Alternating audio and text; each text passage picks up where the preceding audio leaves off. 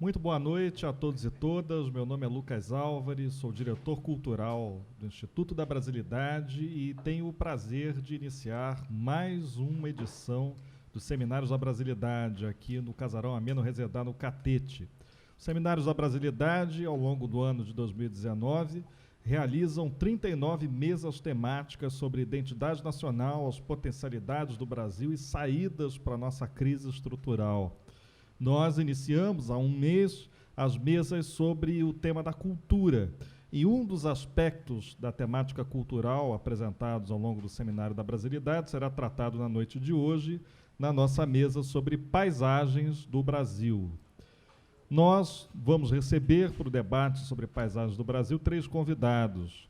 À minha esquerda, o professor Felipe Batista, economista e diretor aqui do Instituto da Brasilidade. O Felipe é doutor em Economia Política Internacional pelo PEP, Programa de Pós-Graduação da UFRJ.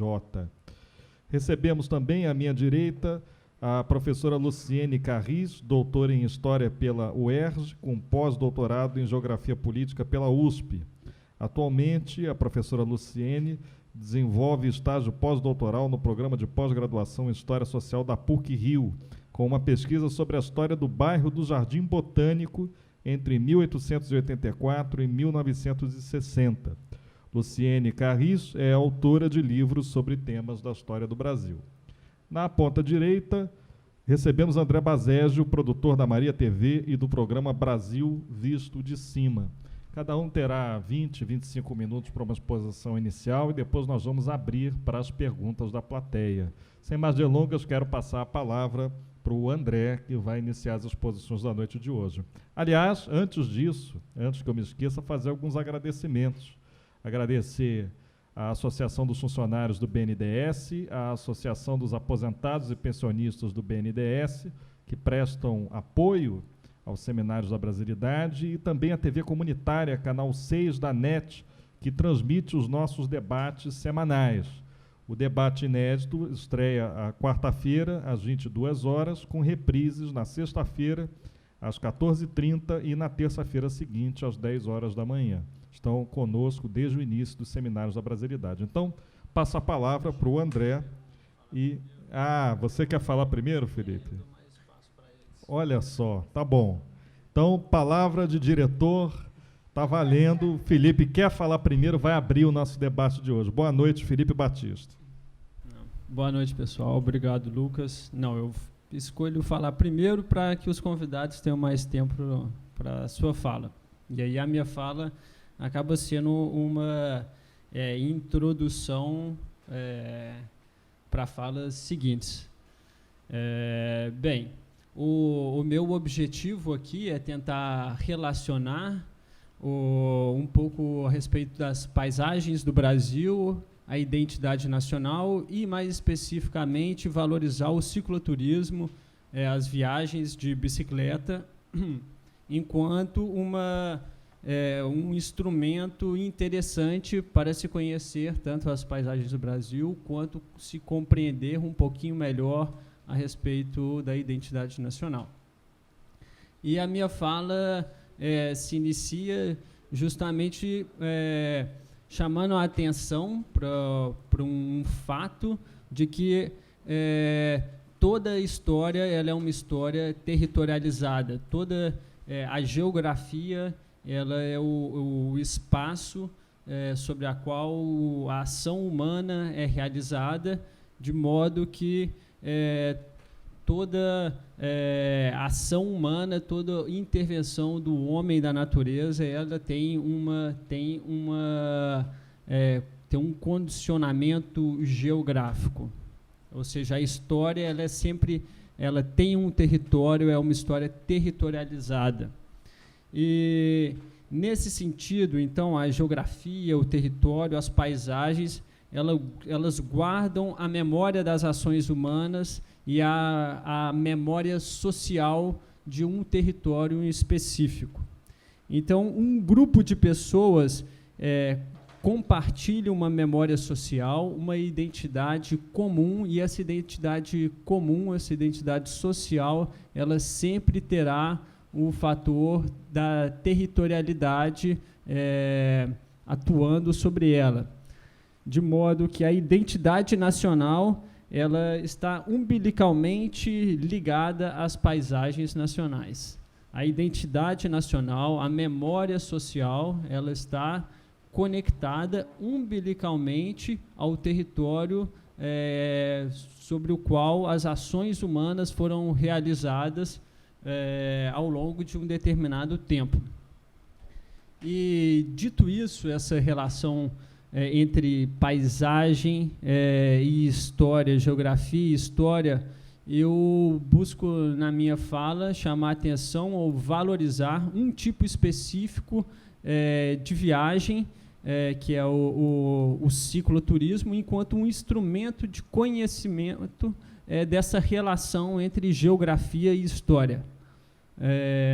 Do ponto de vista historiográfico, por exemplo, os relatos de viagem do século XIX, por exemplo, são uma fonte interessantíssima para se conhecer o Brasil colonial, o Brasil imperial, e de modo que as viagens em si, elas já evidenciam, do ponto de vista historiográfico, essa importância entre o viajar e o conhecer as paisagens e a identidade de um povo. A viajar de bicicleta, em específico, a bicicleta em si proporciona duas características que me parecem fundamentais para que se tenha um contato mais intenso e íntimo com as paisagens naturais e também com as paisagens humanas da rota selecionada. Uma delas é a lentidão da bicicleta, em específico, propicia um contato direto e imediato com a natureza, porque no ato de viajar de bicicleta, muitas vezes você se depara com uma nuvem a qual a velocidade no horizonte te condiciona o próprio passo futuro, o movimento seguinte, que passar por um território que choverá, ou você pode reduzir um pouco a sua velocidade, deixar aquela nuvem passar, ou, num caso mais fácil de se observar, um vento, o cheiro das plantações. Então, a lentidão da bicicleta proporciona uma possibilidade de experimentar de uma forma intensa a natureza. E a lentidão da bicicleta permite, igualmente, que no ato de passar pelos nativos daquele território específico, o contato visual seja feito e a curiosidade entre essas pessoas se aflore e o contato social com os nativos tem o justo tempo para que seja realizado e ele se efetive. A outra característica que está umbilicalmente conectado a essa segunda que eu chamo a atenção é o fator democrático da bicicleta. A bicicleta é um instrumento de locomoção que praticamente todas as pessoas sabem pedalar ou têm a capacidade de aprender muito facilmente de pedalar. Então, quando você chega em um território, é a sua própria vontade de estar lá que chega junto com a bicicleta. E é essa vontade de estar lá que mais chama a atenção do sujeito nativo em te ver passando pela região. Então, a bicicleta ela é lenta o suficiente para proporcionar essa experimentação das paisagens naturais e das paisagens humanas, mas ela é rápida o bastante para que te facilite cobrir centenas ou milhares de quilômetros. E ela também é forte o suficiente para que você carregue todos os equipamentos necessários para que você tenha um conforto adequado e possa, dia após dia, continuar viajando. Dito essa relação entre a paisagem natural, a paisagem humana e a bicicleta enquanto instrumento para a compreensão da identidade nacional, eu gostaria de chamar a atenção por despertar uma certa curiosidade a respeito de alguns itens que me parecem ser interessantes a todos aqueles que tenham curiosidade em iniciar na prática do cicloturismo, que as viagens de bicicleta. Uma é o cuidado com o planejamento das rotas.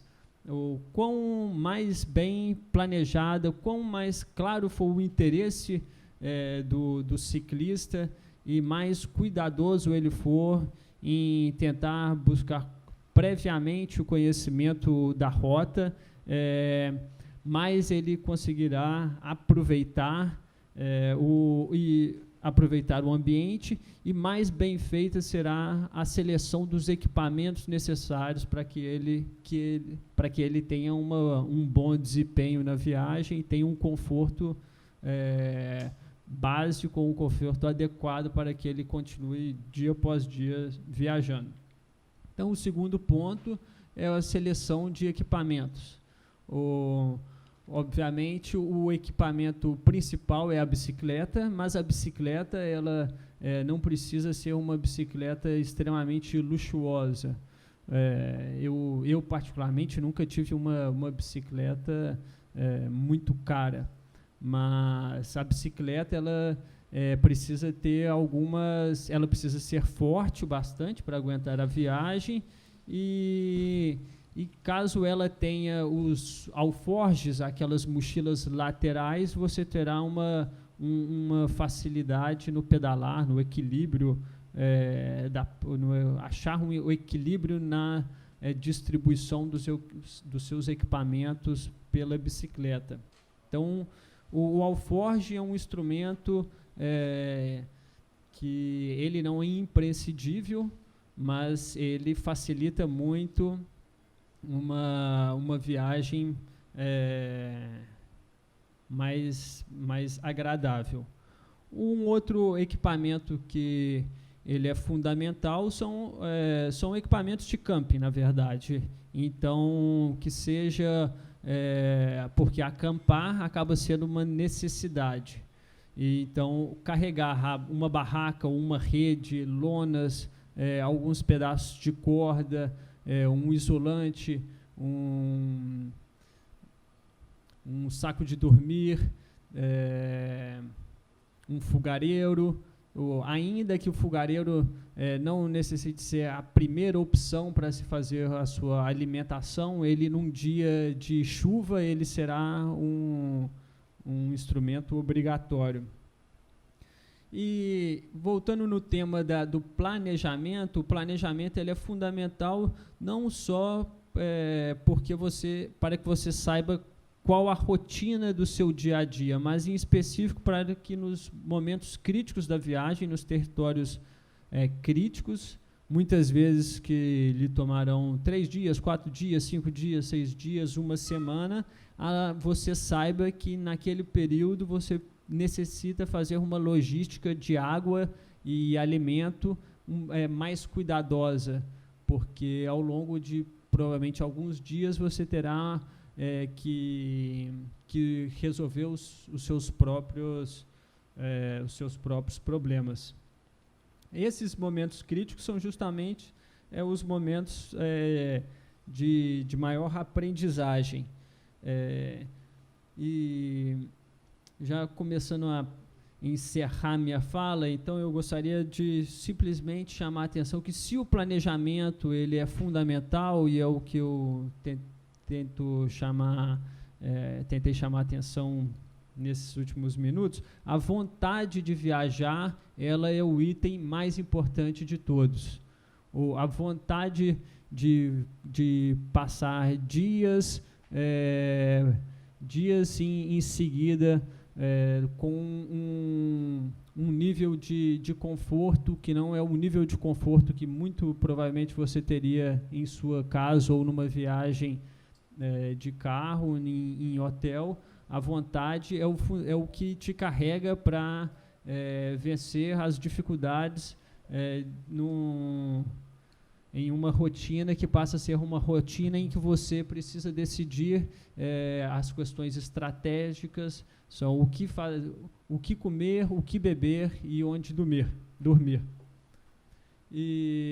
Então, agora encerrando de vez e retomando talvez a frase mais bonita que eu já ouvi de uma pessoa e que foi me dito logo no meu primeiro dia de viagem de bicicleta, quando eu saí de São Luís do Maranhão e rumei para os Lençóis Maranhenses. E aí, né, na entrada dos Lençóis Maranhenses, uma moradora de São José do Ribamar, ela me disse: o caminho é reto e plano para quem tem o coração aberto. E é assim que eu encerro minha apresentação. Obrigado.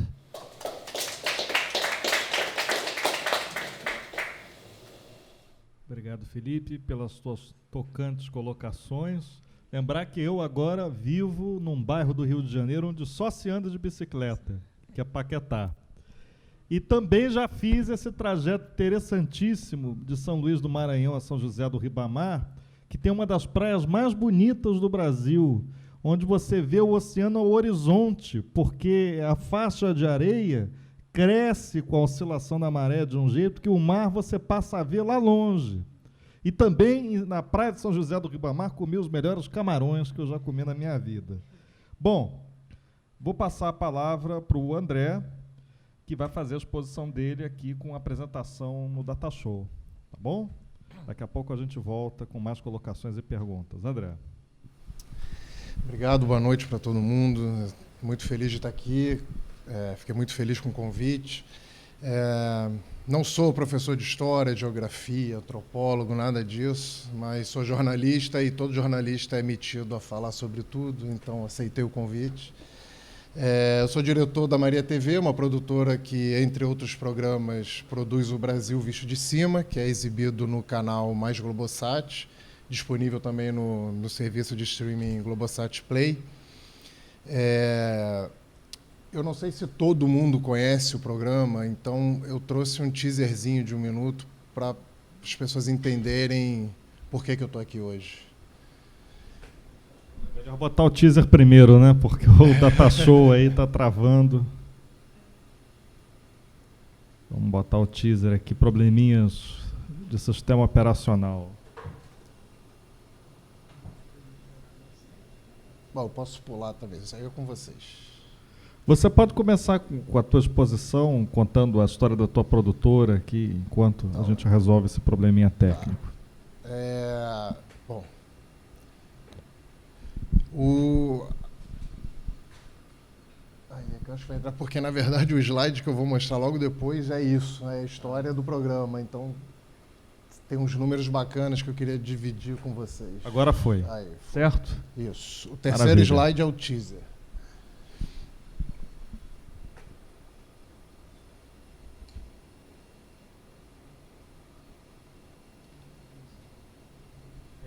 Bom, o Brasil Visto de Cima é um programa totalmente feito com imagens aéreas, 100%.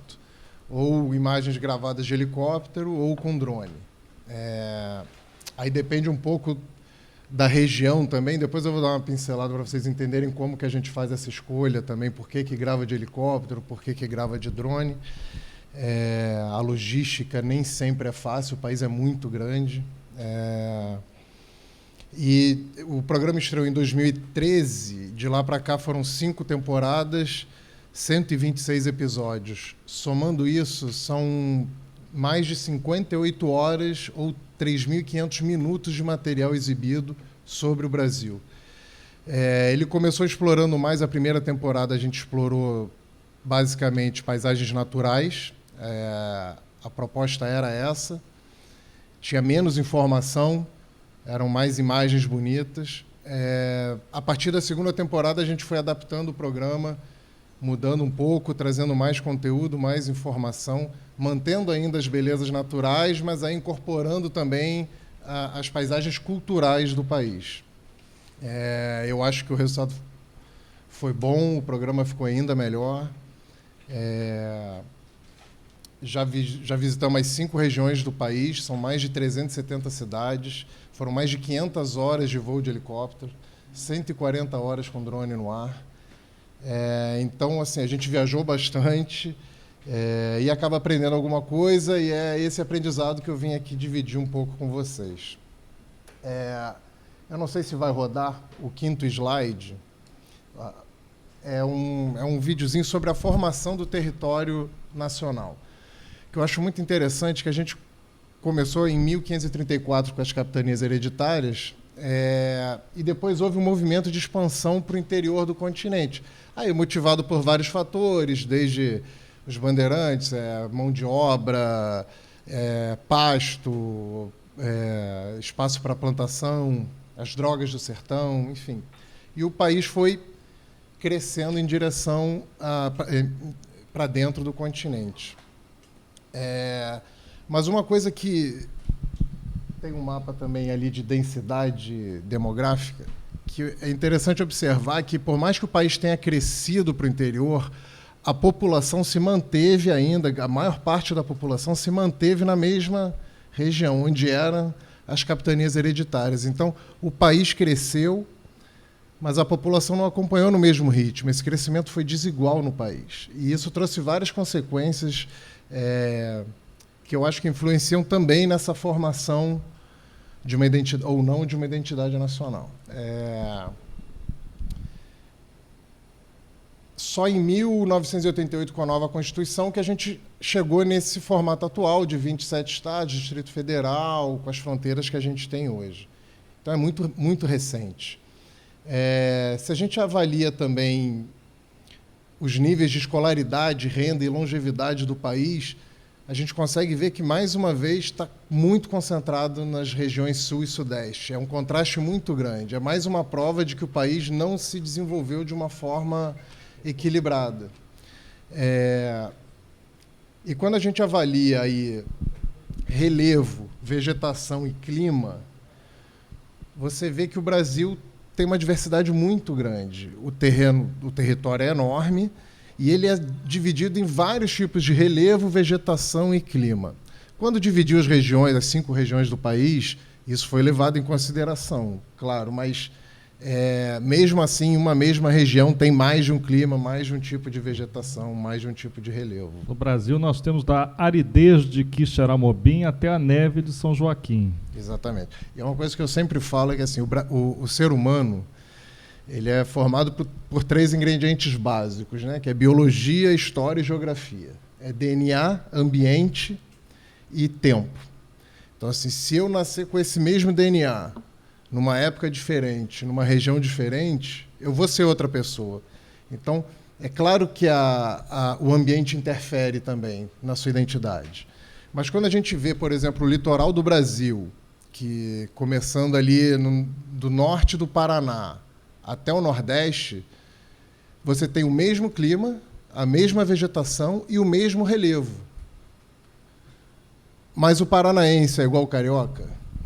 Tem a mesma cultura? O baiano e o capixaba, que fazem fronteira, inclusive. Você vê muitas diferenças também. Regionais. Mas pontos de contato entre todos esses brasileiros, né, que demarcam justamente aquilo que a gente chama de igualdade na diversidade. Exato. Mas o que eu queria levar para esse ponto é o seguinte: até que ponto as paisagens naturais ajudam na formação de uma identidade nacional ou ela potencializa a formação de fortes identidades regionais? Por que isso? O Brasil é muito grande, né?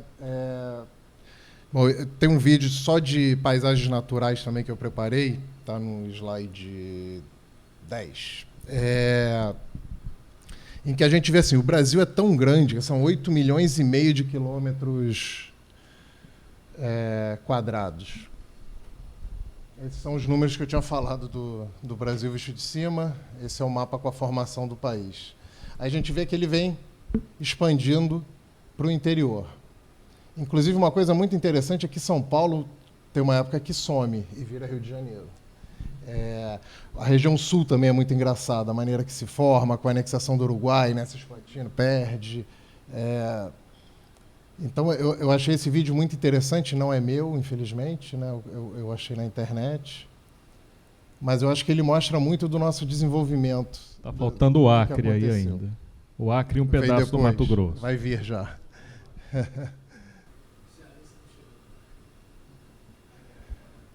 Agora veio o Acre. E agora no final vai dividir o Mato Grosso, Goiás. Isso. O Goiás perde a região de Tocantins. E aí a gente chega nessa formação atual. Você pode passar... Isso. Aqui você vê, olha a população. Se você traçar a linha das capitanias hereditárias, você vê que, tirando alguns pontos, como Manaus cresceu muito, Brasília, óbvio, cresceu muito, é a 4ª cidade do Brasil hoje. Ali você pega Cuiabá, Campo Grande, um pouquinho, Belém, mas o resto ainda é muito desigual. Pode passar o próximo slide, por favor? Se você pegar o nível de renda e escolaridade, você vê que a riqueza está concentrada ainda aqui, sul e sudeste. Tem alguns picos, né, de renda ali, principalmente centro-oeste, agricultura, agropecuária, né, é muito rico. Mas quando você volta para a escolaridade, você vê que não é bem assim. Então, o desenvolvimento da região sul e sudeste foi muito maior do que no resto do país. E isso traz consequências porque a infraestrutura que se desenvolveu no país também foi desigual. O acesso às outras regiões do país é muito mais complicado. Você viaja fácil Rio-São Paulo, tem não sei quantos voos por dia. Se você quiser ir para Manaus, não é bem assim. Você vai ter 1, 2 voos por dia, vai fazer conexão. Às vezes é mais fácil você viajar para fora do país do que domesticamente. E isso trouxe consequências também. Aliando-se a isso tudo, aos diferentes povos que vieram para o Brasil. Só de escravos, quantas etnias diferentes e culturas diferentes vieram? Os europeus todos, portugueses, italiano, alemão, tiveram os árabes, os japoneses, são muitas culturas diferentes. Aí você joga nessa geografia, com climas... Pode passar o próximo, por favor? Quantidade de relevo, vegetação e clima que nós temos. É uma bagunça. É difícil você juntar isso numa unidade, né, numa identidade única. São fatores que complicam nessa lógica. O próximo slide aí já são as identidades, mas aí voltando para o Brasil visto de cima, para a gente gravar uma temporada do programa, a gente tem que traçar antes uma rota de voo. E isso é muito difícil, porque são pouquíssimos pontos de abastecimento para o helicóptero disponíveis. Então, as pessoas, por que você não gravou não sei aonde? Porque o helicóptero não chega. Pelo menos o helicóptero que nós temos disponível. Então, inviabiliza. Então, muitas vezes a gente vai com um drone. Aí sim, mas o drone, por incrível que pareça, ele acaba saindo mais caro do que o helicóptero. Por quê? Demora muito mais para você gravar. Em um voo de helicóptero de 3 horas, eu consigo gravar um episódio. Drone, a bateria de um drone dura em média 25 minutos. O tempo de você levantar e pousar... primeiro que desses 25, 5 você já não usa, que é por segurança. Então você tem 20 minutos. Você perde 5 minutos entre levantar o drone e pousar o drone. Então você tem 15 minutos de bateria para gravar. Aí você tem que descer, trocar a bateria, começa tudo de novo. E aí passa o tempo, a luz muda. Digamos que eu quero fazer um episódio sobre o Rio de Janeiro. Eu vou gravar o Cristo Redentor. Eu vou dirigir até lá, estacionar, não é fácil. Tirar o drone, montar, levantar voo, gravar, guardar o drone, pegar o carro, eu vou ter que dirigir até outro ponto para levantar o drone. De helicóptero, eu saio da Barra, do aeroporto da Barra, para o Cristo Redentor em 5 minutos. Então, para eu gravar um programa com um drone, eu demoro 1 semana. E aí 1 semana de hotel, de alimentação, passagem ida e volta da equipe. Então é mais caro você gravar de drone do que de helicóptero. Na maioria das vezes. André, existem exceções. Qual o tamanho da sua equipe, mais ou menos? No helicóptero vão 3 pessoas, por segurança, nem pode ir mais do que isso. Mas aí, isso na gravação. Né? Mas depois tem a parte de edição, roteiro, finalização. Sim, aí, claro. Mas a escolha das imagens lá de cima fica a cargo de 3 pessoas. Mas eles já saem com uma rota definida. A gente já discute antes o que interessa. Sim. Essa é outra dificuldade. O Brasil é muito grande. Por essa falta de infraestrutura, muitas vezes é difícil achar aquele ponto que a gente quer. Então eu pesquiso, por exemplo, que naquela região tem uma cachoeira linda e eu quero gravar aquela cachoeira. Mas como é que eu acho essa cachoeira voando a 400 metros de altura, que é baixo já, né? Que é uma altura assim, não é tão alto, mas é muito difícil achar. Os aplicativos de satélite te ajudam a se orientar. É assim que a gente acha. Então, é assim que a gente acha. Mas muitas vezes eu não consigo achar os dados de latitude e longitude daquela cachoeira, porque não tem informações sobre ela, você não encontra. Muitas não tem.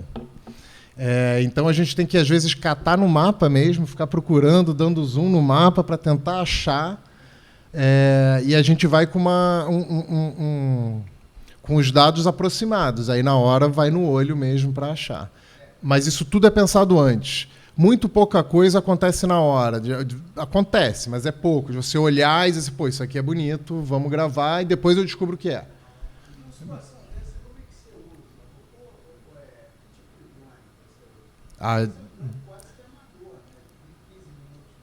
Não, nenhum drone dura muito.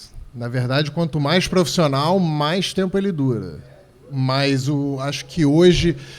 Acho que um melhor drone hoje que você pode comprar, ele vai usar 6 baterias, essas 6 baterias vão te dar meia hora de voo. Porque o peso que ele carrega é muito grande, então ele gasta muito bateria. Tudo, não, você tem todo o controle. Sim. Por isso que demora para gravar. Eu não posso decolar daqui e gravar na Barra da Tijuca. É impossível. Então você tem que ficar levantando e pousando toda hora. Então demora. E aí muda a luz, você começa a gravar com o sol de um jeito, vai pegar outra bateria, o sol está de outro jeito, as imagens já não vão se conectar no programa, eu tenho que esperar outro dia. E se chover, se estiver nublado?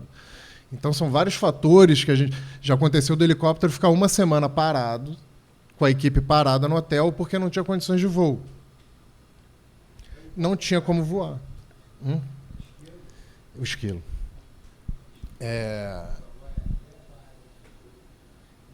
Não, a autonomia dele, se eu não me engano, são 350 quilômetros, mas em linha reta, você vai para São Paulo, você vai para Brasília direto. Você consegue ir para Brasília direto, acho, não pulo.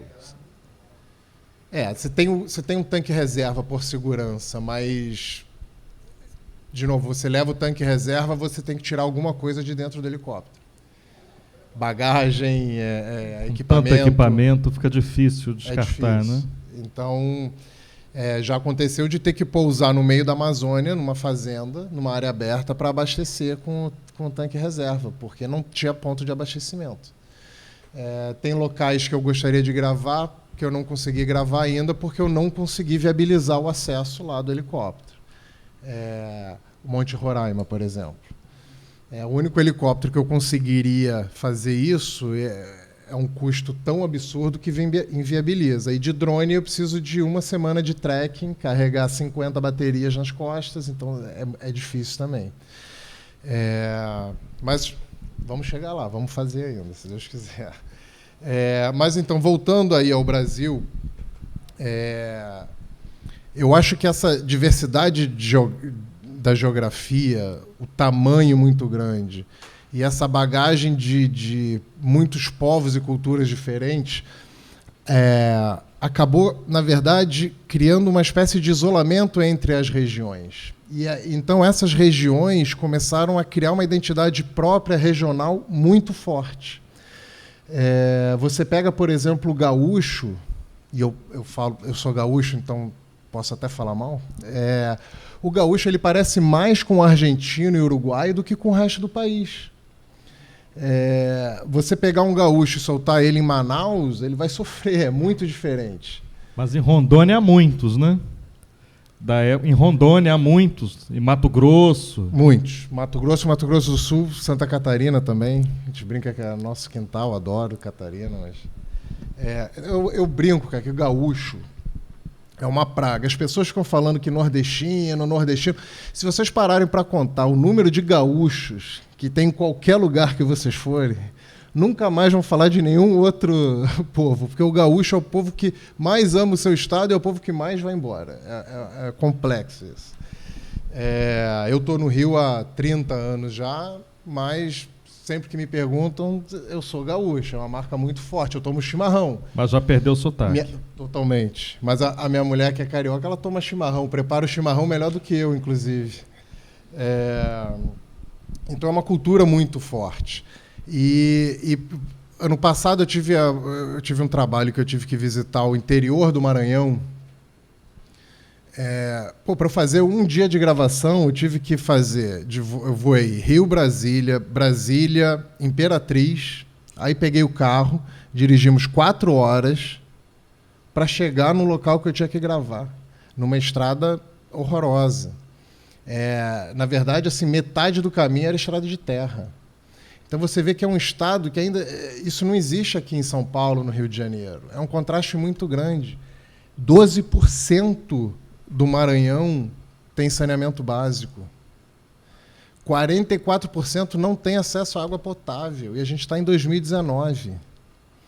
Então, essa população que mora lá, ela não tem acesso às coisas que nós temos aqui. É uma vida completamente diferente. Então, ela acaba crescendo naquele ambiente no qual ela tem acesso. Então, ela vai comer os alimentos que tem ali. Ela vai se divertir com as festas que tem ali. Então, as identidades regionais ficaram muito fortes.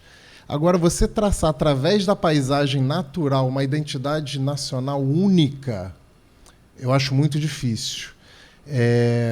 Porque a diversidade é muito grande. Mas quando a gente fala das paisagens culturais, que aí sim, aí envolve a ação do homem, aí é fácil a gente identificar uma identidade nacional no país. A gente pega, por exemplo, se eu pegar o centro de Pelotas, eu não sei aqui se vocês conhecem Pelotas, Paraty, aqui do lado. Pega São Luís, o Centro Histórico de São Luís, o Pelourinho, em Salvador. Em todas as regiões, você vai encontrar uma forte marca da arquitetura portuguesa. Se você olhar de perto, você não diz onde você está. Você podia estar em Macau, na China, ou em Goa, na Índia. É exatamente a mesma arquitetura, é igualzinho. E isso é muito marcante pelo país inteiro, em todas as regiões. Então, esse é um traço fácil de identificar da nossa cultura. Nós somos um país colonizado por Portugal. Isso é muito claro. Até em consequência disso, uma outra coisa que é muito marcante também quando a gente viaja pelo país, a quantidade de igrejas, templos e monumentos religiosos pelo país inteiro. Não só igrejas, que são, acho que em 2010 eram 219 mil igrejas no país. É muita igreja. A gente tem 5.570 cidades para 220 mil igrejas. Mas não só isso, como você pega monumentos como Cristo Redentor, Padre Cícero em Juazeiro do Norte, os teatros abertos para encenação da Paixão de Cristo, cruzeiros, a quantidade de cruzeiros, você vai quase toda... Onde tem serra no interior, as pessoas colocam uma cruz no topo. Então, isso é muito marcante. Então, uma outra característica que eu acho que a gente observa com isso, nós somos um povo cristão. 86% da população é católica, é cristã. Desses, 65% são católicos. Isso é uma coisa muito forte no país inteiro. Além disso, também, de paisagem cultural, tem mais 2 fatores que eu acho muito fortes. a quantidade de estádios e campos de futebol espalhados pelo país. Você vai numa cidadezinha do interior de qualquer região, vai ter um estádio de futebol ou 2 estádios de futebol, vários campos de futebol. É uma coisa que é impressionante.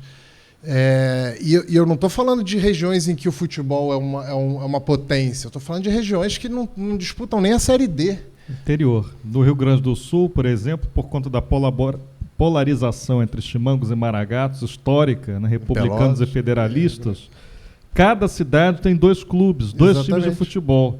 Então tem o Grêmio Bagé e o Guarani de Bagé, o Brasil e o Pelotas. Maria, Grêmio de Santa Maria. Exatamente. Mas mesmo Porto Alegre tem 1,5 milhão de habitantes. Porto Alegre, se eu não me engano, é a 11ª cidade do país. Eu sou colorado. Eu não ia gostar de dividir o estádio com o Grêmio. Mas seria uma solução mais lógica. Não tem por que uma cidade desse tamanho ter 2 estádios do nível que tem. É muito dinheiro gasto pro futebol. Mas é o que eu digo, o brasileiro ele não é apaixonado por esporte. O brasileiro é apaixonado por futebol. Outras instalações esportivas não são tão visíveis assim ao longo do país. É basicamente futebol. E uma outra característica aí também marcante, para encerrar essa parte, são os locais para grandes eventos culturais, assim, a Marquês de Sapucaí, o Bumbódromo em Parintins. A gente gravou na Ilha de Marajó o Camaródromo, tem um festival de camarão. Então, assim, é um espaço construído com arquibancada, com tudo, para as festas.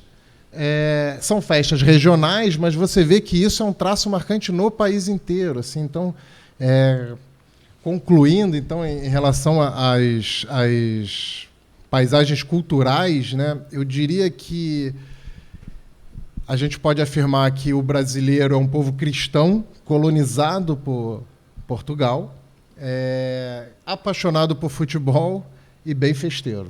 Essas são as características que, do alto, a gente observa, que é muito diferente do cicloturismo, que é uma coisa pessoal.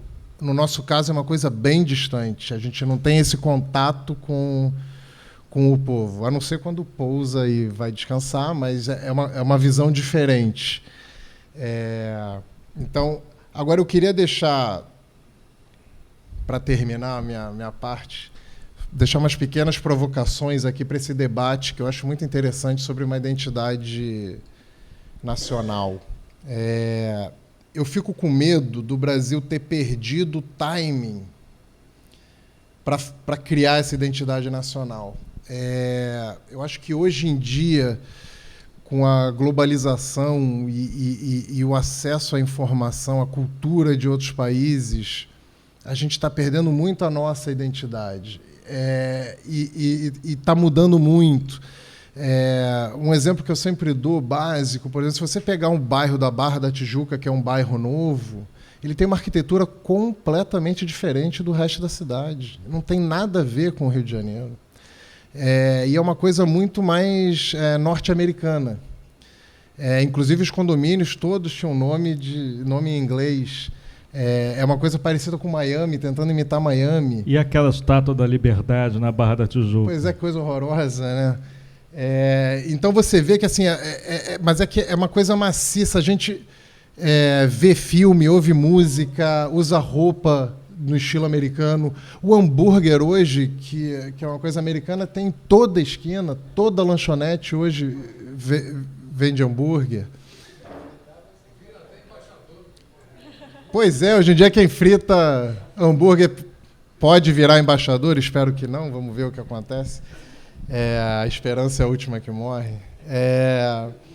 Mas e aí, então assim, eu tenho medo da globalização hoje dificultar ainda mais nessa formação de uma identidade nacional única, né?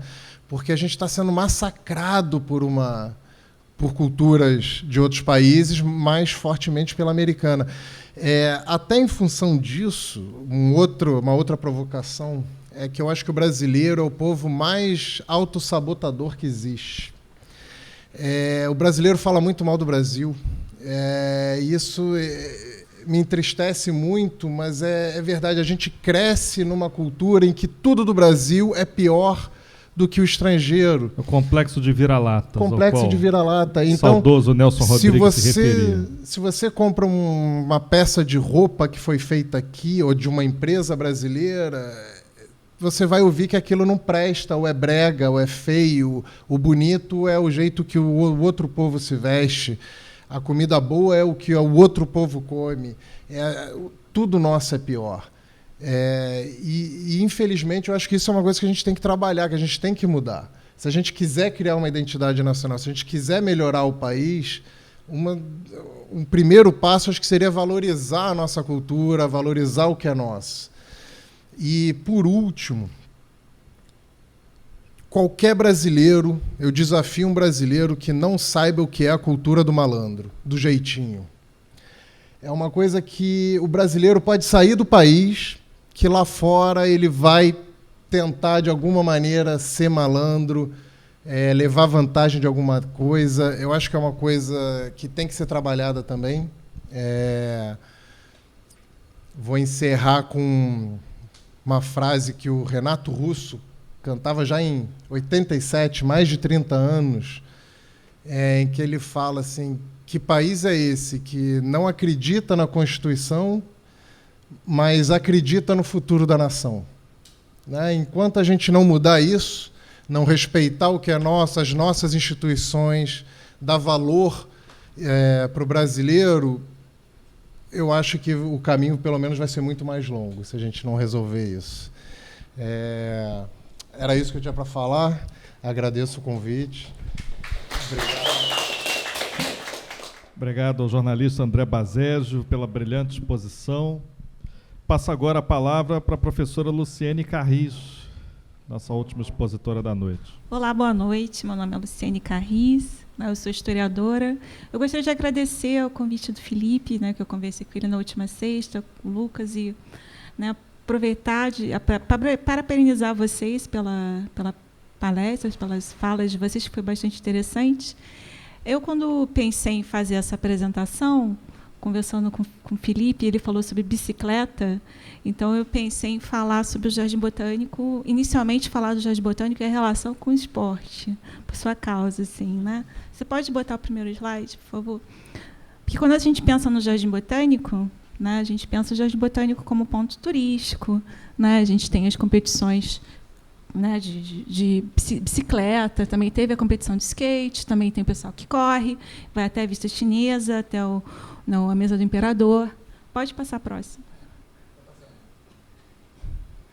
Então, a gente também tem a Mesa do Imperador, a Vista Chinesa, que também foram reformadas durante a reforma Passos, do governo Passos, a Vista Chinesa de 1903 ou 2, se eu não me engano, e a Mesa do Imperador, que não era assim, era um caramichão, tinha um bambu, que foi reformado com Passos.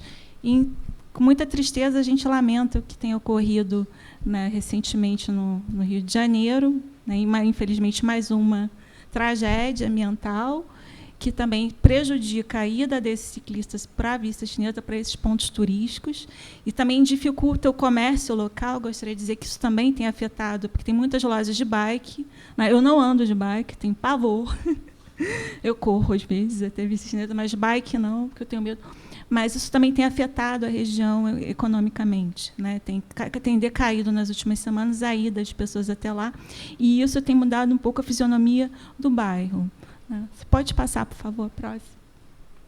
Por que eu quero dizer isso? Porque quando a gente pensa o bairro do Jardim Botânico, a gente pensa o bairro relacionado ao Jardim Botânico Instituição, que foi criado em 1808, com Dom João VI, todo mundo sabe, e a gente esquece um pouco o que veio depois, com a vinda do Dom João VI. Então, eu escolhi algumas imagens do Jardim Botânico, uma imagem clássica, mais antiga, do lago do Jardim Botânico, que é outra imagem que é interessante, que é a entrada que tem na rua Jardim Botânico, mas é uma imagem de 1912, que tem um trilho ali na frente, que é interessante a gente também pensar na modificação que esse bairro vai sofrendo ao longo do tempo. São trilhos de bonde, né? Trilhos de bonde da Companhia Carris Jardim Botânico.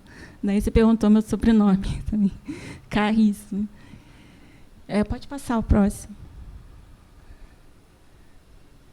Então, essas são outras imagens da rua Jardim Botânico, que ela foi sendo transformada por conta dessa expansão urbana, por conta da companhia de bondes, que foi até a Praça das Três Vendas, que depois virou Praça Santos Dumont.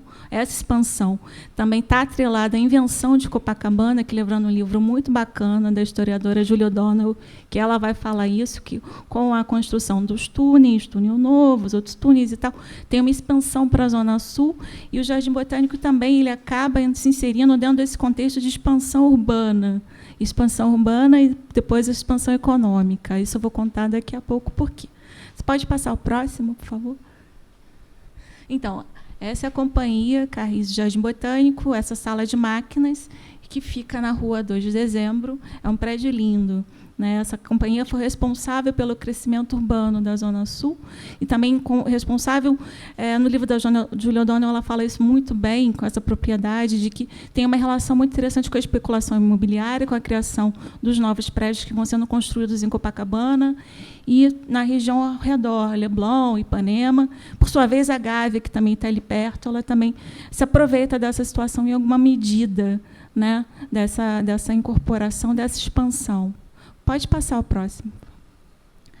Eu trouxe aqui um pedaço de uma crônica do Machado de Assis, que foi publicado no jornal Gazeta de Notícias. Ele escrevia para esse periódico. Eram as crônicas dominicais. Essa crônica eu trouxe porque é interessante perceber como a Floresta da Tijuca, como o Jardim Botânico, foi sendo reapropriado e aproveitado na escrita da história sobre o Jardim Botânico, na escrita de romances também. É um conto que ele escreveu em 1895, mas retrata uma situação que aconteceu em 1850, de um rapaz que estava na Ponta do Caju jogando, se não me engano, xadrez, no Clube Fluminense, inclusive, lá na Ponta do Caju, e eles decidem, de noite, ir para o Jardim Botânico, cear em frente, num restaurante em frente à entrada do Jardim Botânico. Isso por volta de 1850, não tinha bonde. E aí o Machado de Assis conta, curiosamente, que eles decidem sair e pegam um carro aberto, eram 2 carros, eram 6 pessoas, e seguem pela Rua do Lavradio até o Jardim Botânico. Era um tilbury, como se chamava na época. E aí ele, porque não tinha os bondes, então tinha outras alternativas para chegar. Mas o que me chamou a atenção é ir ao Jardim Botânico em 1850 à noite, cear. Esse final tem um final engraçado, porque o Machado diz que esse rapaz já estava passando mal, estava indisposto, ele não aproveita o jantar, e aí ele só come uma ameixa seca, mas os amigos obrigam a dividir a conta, que ficou astronômica. Ele termina a crônica assim, é bem interessante. É uma crônica que a gente pode observar a história do Rio de Janeiro a partir daí. Você pode passar a próxima, por favor? Essa também é o José de Alencar, essa é uma obra um pouco antes de 1872, é um romance chamado Sonhos do Ouro, que é um romance urbano, escrito por ele, bem interessante, que ele narra um romance entre o Ricardo e a Guida, filha de um desembargador, e o Ricardo ele veio de São Paulo, é um jovem advogado que tenta a sorte na corte imperial.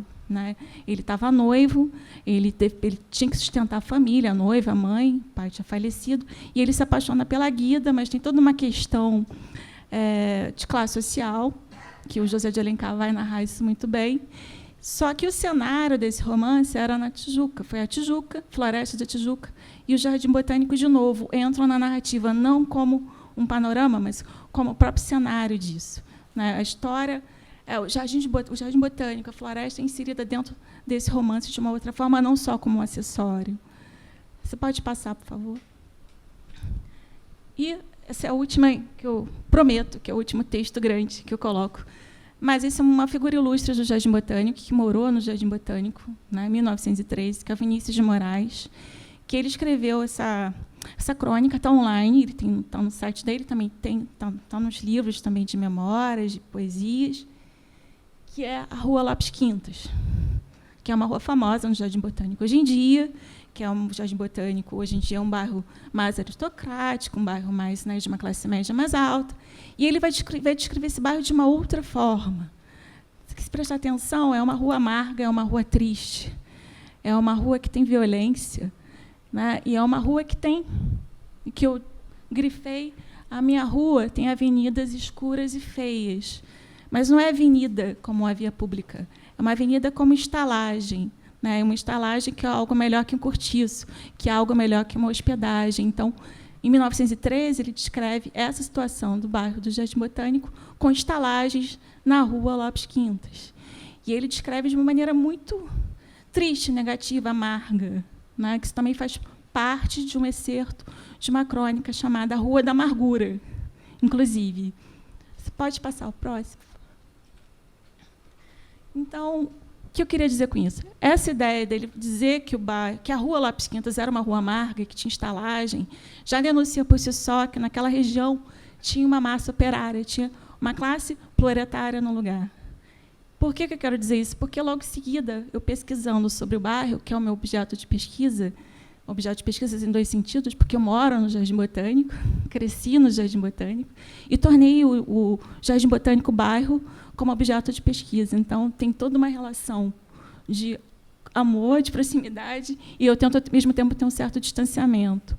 Então, recentemente, eu fui procurar imagens nos jornais, porque a minha pesquisa, basicamente, está atrelada à pesquisa em jornais de época e jornais mais recentes. Eu achei essa matéria da Veja Rio, chamando a Vila Operária, que lá existe, de Havana. Né? O título é Parece Cuba, mas é o Rio de Janeiro da década de 1950. Eu não sei quem foi o jornalista que escreveu, mas eu achei curioso comparar, porque ali a Rua Caminhoá é uma das ruas da Vila Operária. Por que me interessei pela Vila Operária? Porque ninguém que vai passear pelo Jardim Botânico, que vai correr, vai parar e pensar e perguntar por que tem uma vila com aquelas características ali até hoje. Isso me chamou a atenção ao conversar com os turistas, ao conversar com as pessoas locais, esse desconhecimento em relação à memória e à evolução da história do bairro. Então, na primeira imagem, a gente tem, realmente, parece um pouquinho Cuba, talvez. Né? Na segunda imagem, não dá para enxergar direito, é a Fábrica Carioca. A Fábrica Carioca que lá existia, vou mostrar o mapa de onde ficava exatamente essa fábrica. E a outra imagem, homenagem ao André, que é uma vista de cima, né, que você pode contemplar também o Jardim Botânico, o Brasil visto de cima. Né, e você pode observar, mas são imagens bem antigas sobre esse Rio de Janeiro, desse passado antigo do Rio de Janeiro do Horto, da região do Horto, que é um canto no Jardim Botânico. Você pode passar. Então, aqui são mais imagens dessa fábrica. A Fábrica Carioca ela foi criada em 1884 e ela ficou até 1862 no Jardim Botânico. Em 62, ela é liquidada pelos credores, ela tem toda uma questão que, na década de 20, ela é comprada pela América Fabril, que é uma das fábricas, um conglomerado, uma fábrica que tinha várias fábricas, a Pau-Ferro, a Mavilles, a Bonfim. Ela era uma indústria têxtil. Era uma indústria têxtil, no Jardim Botânico. Na verdade, como aquilo era a freguesia da Gávea, tinham 3. A São Félix, que era na Marquês São Vicente, a Corcovado, que era do lado do Parque Lage, que também é objeto da minha pesquisa, mas eu não trouxe, mas ficava ali do lado do Parque Lage até a Conde Afonso Celso. E a Fábrica Carioca, que fica na Pacheco-Leão, antiga Estrada Dona Castorina, porque aquilo tudo chamava Estrada Dona Castorina e mudou de nome em homenagem ao diretor do Jardim Botânico, que é o Pacheco-Leão, que foi o Pacheco-Leão. Então, eu trouxe algumas imagens da fábrica. Então, eram 2 fábricas dentro do terreno na Rua Pacheco-Leão. Ficava entre hoje a Lopes Quintas até praticamente a Joaquim Campos Portos. Era uma fábrica imensa. Então, tinham 2 prédios da fábrica, a Fábrica Velha e a Fábrica Nova, como você pode ver, as chaminés. Né? E aqui a Rua Pacheco-Leão, tem uma entrada ali, que eu suponho que é Mestre Joviniano, que essa rua existe até hoje. Né? E aqui tem um carretão que foi trazido pela América Fabril para levar os tecidos depois, da década de 20, para ser beneficiado numa outra fábrica, que é Cruzeiro, na Tijuca. Então, tem todo um aproveitamento também da trilha dos bondes para fazer isso, que isso é muito interessante você identificar como os bondes, como os trilhos de bondes, como a companhia de bondes também estão atrelados a esse desenvolvimento do bairro. Né? Você pode passar a próxima, por favor? Essa é uma outra imagem, para ter uma ideia, é uma publicação que está online, que eu achei fantástica, que tem quem gosta de história da industrialização, tem todas as empresas dessa data, de 1913, e eu achei esse mosaico de imagens da Fábrica Carioca, mas também tem a Corcovado e tem outras também.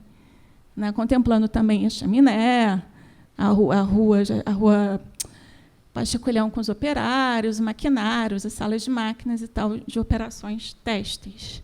Você pode passar a próxima? Mas, nessa fábrica, a vinda dessa fábrica e a vinda da Corcovado também, por sua vez, mudou a fisionomia do bairro.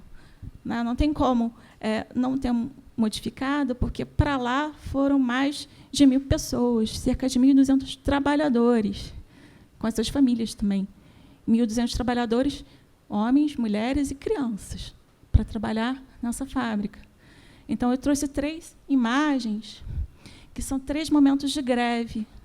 Isso está online, está digitalizado pela Hemeroteca Digital, para quem quiser olhar. Então, eu escolhi 3 jornais: a Revista da Semana, que é um periódico, o Correio da Manhã e a Tribuna Popular, que é um jornal mais vinculado ao Partido Comunista, ao movimento operário.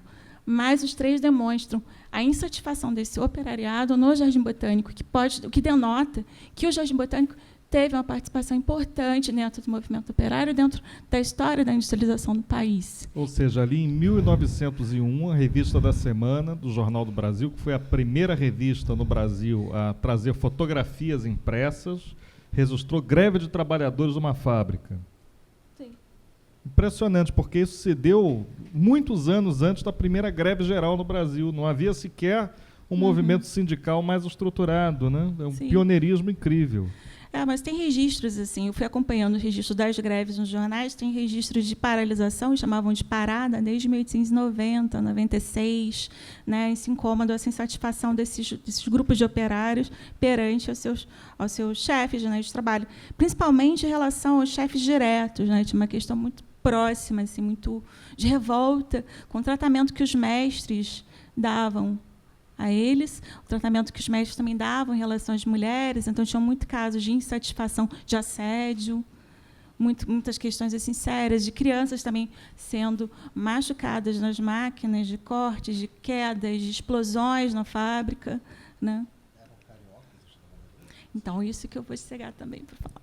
Então, em sua maioria, tinha muitos brasileiros, mas eu localizei o recenseamento do Distrito Federal, que foi o único feito no Rio de Janeiro, em 1906, pelo Pereira Passos, em que ele observa que tinha, dentre os estrangeiros que eu escolhi, tá? Porque eu vou chegar a explicar por que os estrangeiros, tinham cerca de 1.700 portugueses, 680 italianos e 693, se eu não me engano, de espanhóis, fora as outras nacionalidades menores, que tinham 43, 53 e tal, e, evidentemente, muitos brasileiros que foram atraídos para lá. Você pode passar a próxima, por favor? Então, essa é a fábrica, essa é a planta da fábrica carioca. Né? Todo esse terreno aqui atrás também pertencia a ela. Eu achei que não, mas aí eu fui lendo o mapa de perto, fui lendo, é uma planta do loteamento e arruamento das ruas que pertence à fábrica. Isso está no Arquivo Geral da cidade do Rio de Janeiro. Essa planta eu retirei de um livro de uma historiadora que trabalhou com esse material, porque para tirar a foto é muito caro, então eu estou usando essa imagem aqui para exemplificar isso para vocês. Então, embaixo é toda a rua Pacheco-Leão, já com essa denominação, não é mais Estrada da Ana Castorina. Essa parte aqui é da fábrica. Em 1962, 63, por aí, a Globo compra, depois ela se instala em 65. Essa parte desse terreno foi vendido para a Rede Globo. A Vila Operária ficou e foi tombada em 86, 87, teve um processo de tombamento. E atrás era o terreno também da fábrica, que eu achei enorme, que seriam as ruas Perias, todas elas do lado esquerdo. Saravilela, Peria, eu não vou me lembrar todas as ruas, né, mas se você subir na Lopes Quintas, todo o lado direito também pertencia à fábrica. Né? Em frente, na verdade, é em frente ao Jardim Botânico. Né? Só para dizer isso, porque também eles tiveram vários problemas, o Jardim Botânico com os operários, isso eu achei interessante, curioso, em relação à falta de saneamento que essas vilas não tinham.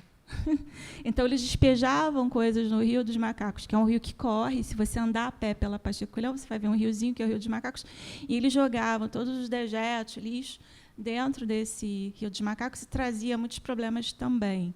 Né? Então, é só para ter uma ideia da dimensão da fábrica. Como é que o tamanho da fábrica é uma coisa absurda. Né? Você pode passar a próxima, por favor? E hoje são umas imagens mais recentes da Vila Operária, essa é do Guia da PAC, está online também. Essa outra, essa toda a região aqui é a Vila Operária, que hoje tem galerias de arte, tem restaurante, né? Mas, se você for mais para dentro das ruas, você vai identificar ainda os remanescentes desses antigos operários e seus descendentes que ainda habitam por lá. Né? Vale a pena um passeio e conhecer. Recentemente, o Freixo estava morando ali na Vila Operária. Eu descobri que ele estava ali também, e outras figuras, sempre tem alguma figura por lá. Pode passar. Essa aqui é uma questão interessante, que você estava falando dos italianos, né? Porque a minha pesquisa sobre o bairro do Jardim Botânico, como eu quis dizer inicialmente, é uma história que eu quis contar sobre a história não falada do bairro, uma história um pouco desconhecida, ignorada, eclipsada pela história do Jardim Botânico Instituição e pela história da vinda da Rede Globo, que meio que apagou, pelo menos eu acredito, esse recorte da história, porque eu converso com as pessoas desconhecem muito disso. Esse aqui é o Largo Otto Lara Rezende.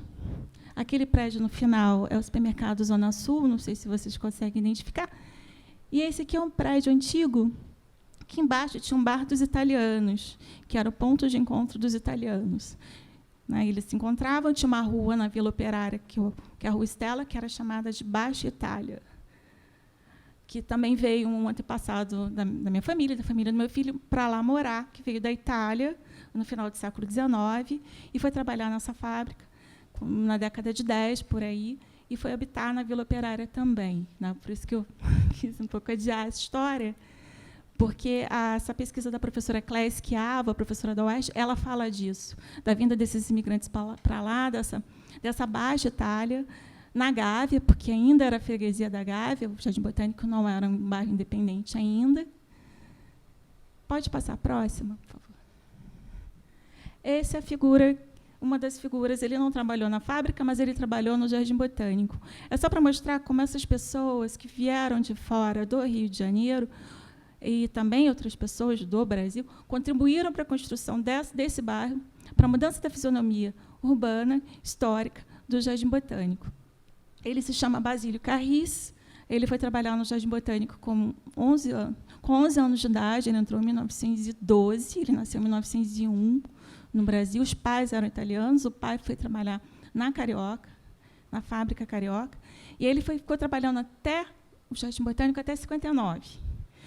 E ele é uma figura um pouco desconhecida porque ele é um jardineiro comum.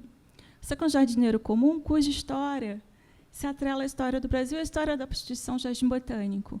Eu descobri que ele viajou e coletou mais de 60 espécimes vegetais, que eu achei interessante, por ele ser um jardineiro, ele não era um botânico de formação, não tinha uma formação tão brilhante assim como outros, mas ele participou de expedições e de missões importantes. Então, esse é o Basílio. Evidentemente, ele faleceu em 59, ele está no Orquidário, e embaixo ele num caminhão que ele ia visitar outras regiões do Brasil para trazer mudas, orquídeas, espécimes vegetais para compor o acervo do Jardim Botânico. E aqui é uma espécime uma das últimas espécimes que ele coletou.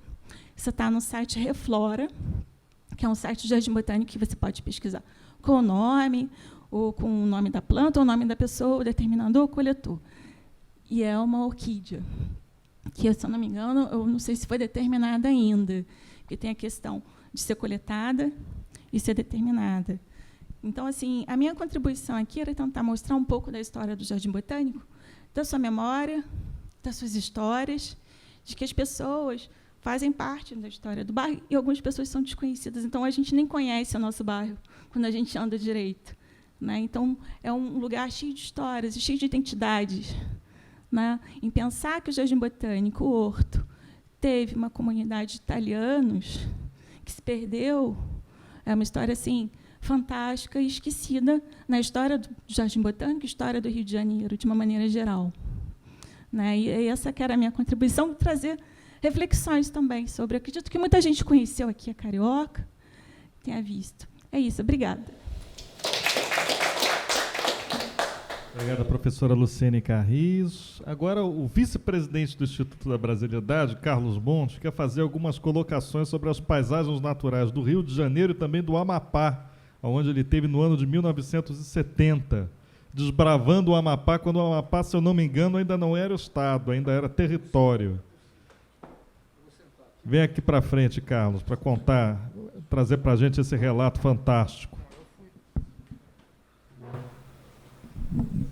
Eu fui atropelado aqui pelo seguinte, eu ia falar alguma coisa sobre o Amapá e me preparei para dizer o seguinte, já falamos aqui de uma viagem de bicicleta, de uma viagem de drones e helicópteros, e eu ia contar minhas aventuras pelas águas do Rio Amazonas, perto da sua foz, ao longo, em torno da Ilha de Santana. Mas você tem aventuras no Jardim Botânico também, não, pois ótimas, mas isso né? é que eu queria dizer. Desculpe, eu não gravei o seu sobrenome. Carriço. Portanto, você é parente deste... Tá? E você mora em que lugar no Jardim Botânico? Na Chácara do Algodão. Ah, tá certo, tá bom. Não, porque aconteceu a seguinte história. Eu escrevi a biografia de um compositor. Você talvez conheça de nome, mas não sei se você está reconhecendo quem é Haroldo Lobo. Você conhece o Haroldo Lobo? O que ele fez? Haroldo Lobo, você sabe quem será? Tá? Esse nome não é estranho. Uma estranha, mas diz então uma música dele aí. Ah, bom, não vai dizer. Haroldo Lobo é um dos 3 maiores compositores de música carnavalesca. Fez mais de 600 músicas, entre elas sucessos que você nunca vai esquecer, mas não sabe que são dele. E o Haroldo Lobo era filho de um funcionário da fábrica carioca. O pai dele chamava-se Quirino Lobo, a mãe Filomena. Ele nasceu na fábrica carioca, em 1910. Ele nasceu 3 anos depois da fundação do Carioca Esporte Clube, Carioca Futebol Clube, na realidade, que depois virou Carioca Esporte Clube e passou com aquela nova sede na rua Jardim Botânico, ao lado da BBR, a se tornar um centro formidável de carnaval. E o Haroldo construiu toda a carreira dele, a vida dele inteira sem sair do Jardim Botânico. Ali ele nasceu, cresceu, estudou, se formou, não se formou, casou, teve filhos e morreu, morando na Rua Faro, sempre naquela região.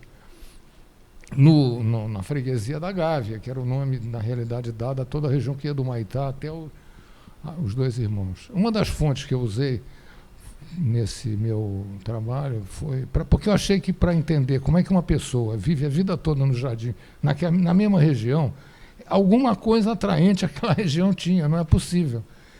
O Haroldo estudou música na fábrica. O Carioca Musical, que é o lugar onde hoje está instalado a Rede Globo, era um centro de distração muito comum.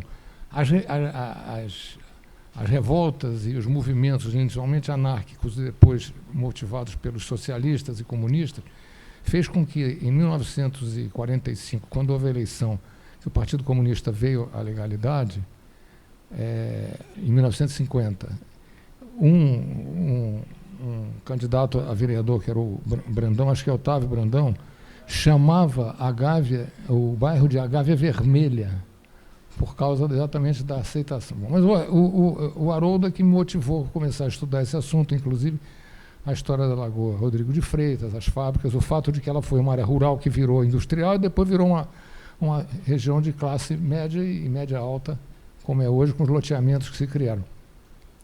Mas o que eu gosto mesmo é de cantar as músicas do Haroldo Lobo. Vocês não... Então, para quem sabe, como o caso do nosso líder que nos comanda hoje na mesa, não tem muito sucesso, mas vamos, por exemplo, dos mais conhecidos.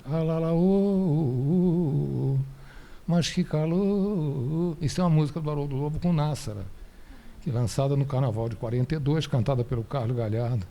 Depois tem índio que é apito, se não der, pau vai comer. Isso foi o Haroldo Lobo cantada lá para 1950. Foi quando o Juscelino, a dona Sara foi à Ilha do Bananal e teve um negócio de dar colar para os índios. Índio que é apito, índio não quer colar, índio que é apito. Isso, ele fez essa música. E finalmente, o grande sucesso mundial dele é a música póstuma, porque ele morreu em 65, e no Carnaval de 66, carnaval esse marcado por um ato de grande tristeza, porque o Rio de Janeiro foi vítima de uma chuva enorme, com muitas mortes. O prefeito Negrão de Lima, inclusive, pensou em não fazer o Carnaval, depois voltou atrás, ele fez uma música que lembrava muito o clima dessa época, que é Tristeza, por favor, vá embora, minha alma que chora, que na realidade foi uma música que ele ouviu o Bloco Foliões de Botafogo chegar para ensaiar no Carioca, e é de autoria do Newton de Souza. E ele teve a ideia de pedir ao Baleia, que era um diretor do Bloco, para apresentá-lo ao Niltinho, e fizeram uma reunião e ele disse assim: Newton, seu samba é maravilhoso, mas tem 14 versos, se você quiser fazer sucesso tem que reduzir. Aí fez um samba mais curto. Esse samba tem mais de 500 gravações no mundo todo, em diversos lugares. Esse grande compositor tem mais 300 músicas, tem 600. Por exemplo, querem que eu cante as 600? É difícil, mas dá para cantar. Você não é mais meu amor, porque vive a chorar. Para seu governo já tenho outra em seu lugar. Pá, pá, pá, pá, pá, pá, pá. Você não é... E a segunda parte. Você pediu para voltar, você, porém, não me atendeu.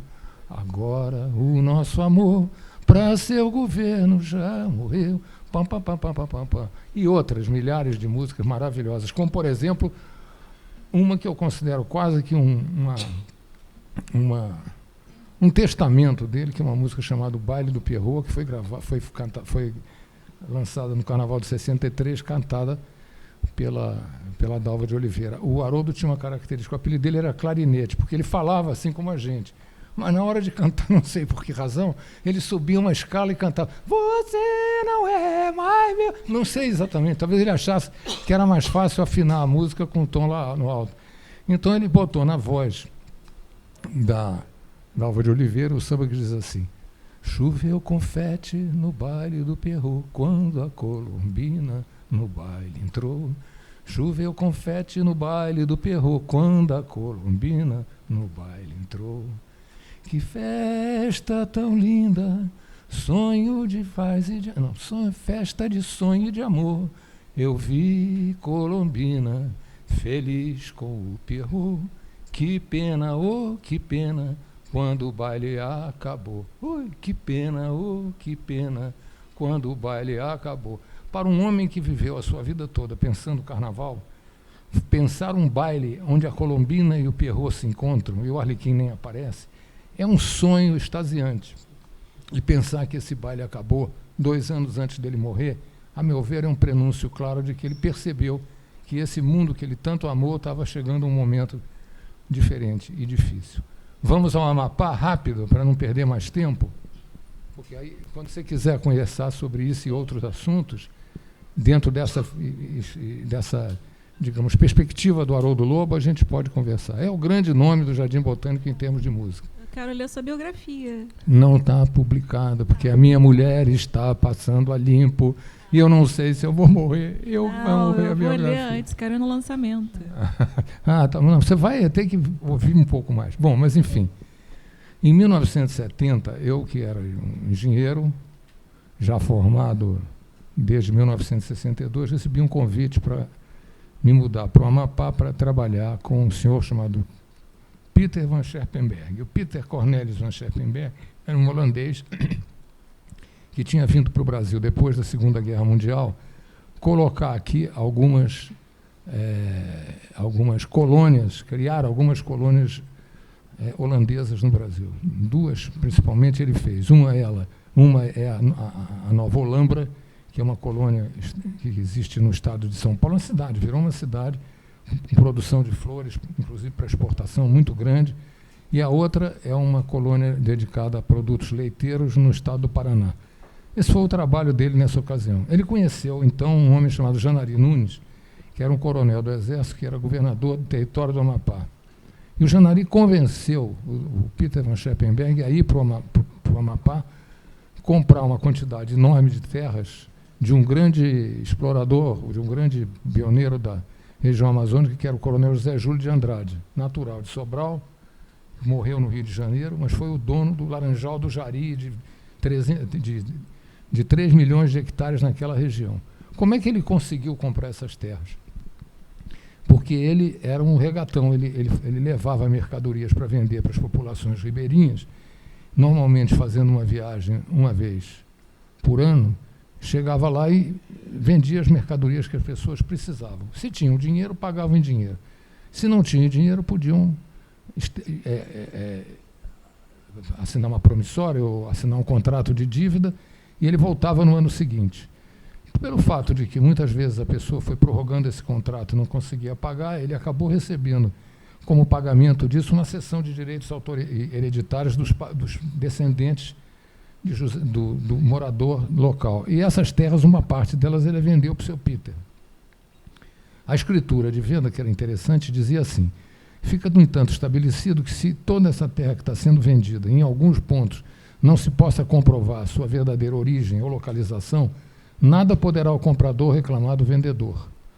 Ou seja, na realidade, o seu Peter não sabia se era dono das terras, e nem precisava, porque ele explorava madeira comprando de madeireiros da região acima da Ilha de Santana, que fica quase na foz do rio Amazonas, e as pessoas entregavam a madeira em tora para ele, num porto que ele tinha no Sossego, e ele aí levava isso em frente à casa dele, ali perto do Porto de Santana, e embarcava nos navios.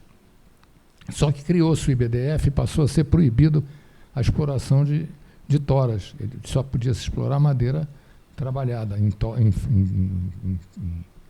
em peças de madeira, podia ser tábua, podia ser caibros, podia ser portas, isso não importa.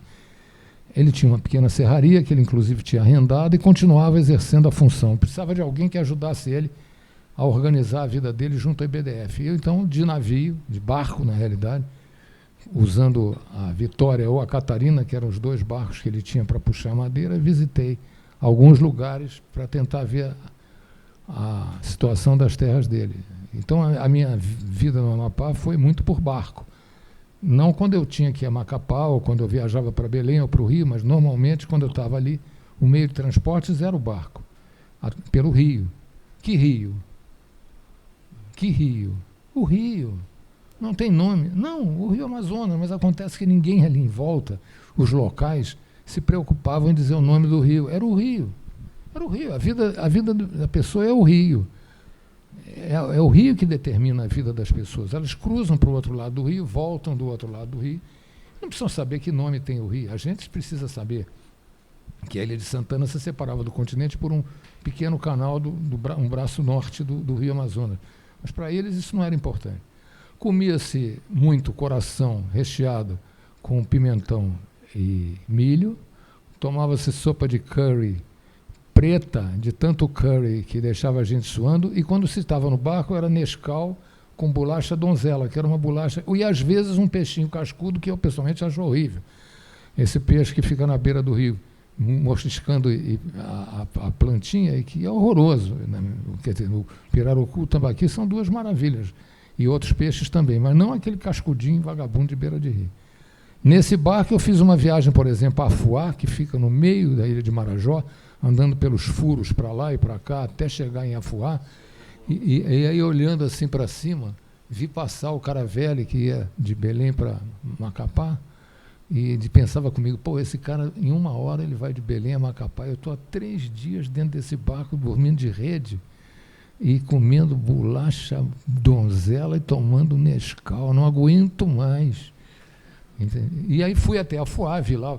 A vida da cidade de Afuá, durante 70 anos, estava resumida a 3 ou 4 livros, onde estavam todas as transações imobiliárias existentes nesse período. O outro lugar que eu visitei foi Mazagão. Mazagão tinha outra característica. Tinha um carro, que era o Jeep do padre, e tinha o barulho na rua, era das galinhas ciscando e cacarejando. Fui também lá no cartório, vi as coisas. Essas foram 2 viagens que eu fiz para esse fim. E lá fiquei durante 7, 8 meses, consegui regularizar as terras dele junto ao IBDF, mas não consegui regularizar a cabeça dele, que era de um cara que queria exportar madeira em tora e que já tinha mais de 60 anos. Outra coisa curiosa é que do outro lado do rio, já na terra firme, tinha um matadouro, um açougue matadouro. E ele normalmente ia lá comprar carne. Aí vinha ele com 2 pacotes, um com coração, que era o que a gente comia, e outro um belo filé mignon, que era para o cachorro. Então, quando chegava lá, o cachorro comia filé mignon e a gente comia um coração com milho e pimentão, que também não é muito ruim. A minha lembrança não é tão péssima assim. em relação a isso. Mas é engraçado. E ele tinha que tomar muito cuidado, porque ele gostava de esquiar, e se ele passasse muito perto e caísse do esqui em frente ao matadouro, possivelmente não conseguiria sobreviver para contar história nenhuma. E outra coisa engraçada é que em cima do telhado da casa dele tinha uma jiboia que comia os ratos e eventualmente uma paca ou um bichinho menor que subisse por ali. E aí ele andava com uma arara amarela, aquele papagaio amarelo aqui no ombro, que ele pegava o biscoito, fazia usava com o passarinho. Enfim, coisas diferentes que eu vivi há muitos anos atrás, né? E eu estava contando para parte do público aqui, vou só completar, dizendo que não foi por aí que o meu primeiro casamento acabou, mas essa história pelo menos é engraçada, porque a minha mulher veio uma ocasião, com toda boa vontade, chegou do Rio de Janeiro para vir a Macapá, e aí ela saltou do avião Caravelle e junto com ela saltaram umas moças de conduta condenável. E como ela era a mais bonita do avião, eu acho que ficou todo mundo que estava ali no aeroporto de olho. E eu sem saber se eu brigava com todos ou se eu ficava calado, porque o assunto não era comigo, né? E aí foi tudo bem e tal, pegamos o carro, fomos lá para a beira. Isso é engraçado contar. O rio Amazonas, ele, desde a Foz até Tapajós, ele acompanha a maré. À medida que o mar sobe, o rio fica travado, por isso é que tem a pororoca. A famosa pororoca acontece exatamente no encontro da água do rio, que tenta entrar no mar e o mar barra. E aí a maré sobe, de tal maneira que até a região, mais ou menos 200 quilômetros da Foz, você tem o rio Amazonas flutuando. E quando chegou na beira, o rio estava numa baixa. Então aparece aquela terra preta, meio molhada, com resto de cigarro, de copo de papelão, enfim, lata, um troço horroroso. Aí veio o camarada com a ubá, que é a canoa, que parada de proa, para a gente entrar, para levar a minha mulher para o outro lado, porque a casa do Peter era na ilha. Então ela entrou por aqui, aí o cara foi lá na proa do barco para ligar o motor, mas antes de ligar o motor, ele meteu a mão assim, ó, tirou a dentadura, lavou a dentadura dentro d'água e botou de novo. A água é limpíssima, mas é escura, porque tem matéria suspensa. Aí a minha mulher disse assim, aqui eu não venho nunca mais, é a última vez. Eu digo, mas é só a primeira. É a primeira e última. Pronto, acabou a minha aventura. Eu já estava negociando com a Meridional, que tinha descoberto a mina de Carajás, a possibilidade de trabalhar com eles em Belém, tive que desistir da minha aventura e cair nos braços de Haroldo Lobo.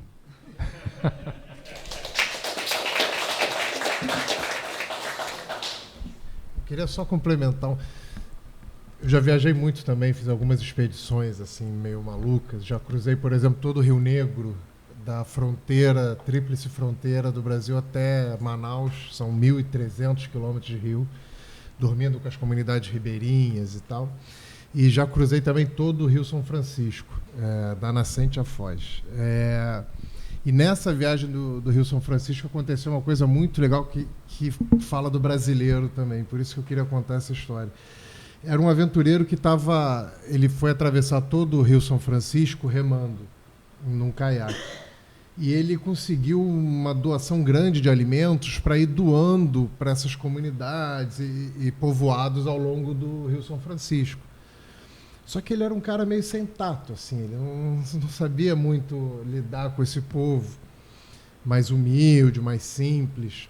E eu me lembro que a gente estava chegando num povoado, assim, era uma casa na beira do rio, assim, aí veio um senhor todo humilde, sem camisa, aquele short velho, olhando pra gente, assim.